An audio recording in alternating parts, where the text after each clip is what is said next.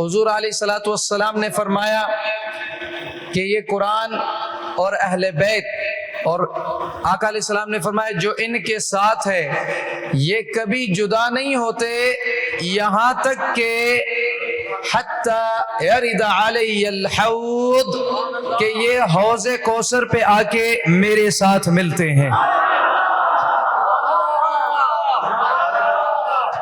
اور آپ اور ہم اور جو آگے ذکر وہی کرتا ہے امام حسین یا اہل بیت کا جس کو حب ہوتی ہے، جس کو محبت ہوتی ہے. اور آقا علیہ الصلوۃ والسلام نے قیامت تک جن کو محبت ملنی ہے ان کے لیے آل بیت کی محبت کی دعا مانگی ہے. تو ہم وہ ہیں الحمدللہ جن کے حق میں محبت آل بیت کی دعا رسول اللہ نے مانگی اور قبول ہوئی کہ حضور نے فرمایا اللہم انی احبہما.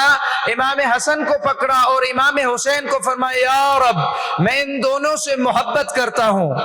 فاحبہما مولا تو ان دونوں سے محبت فرما.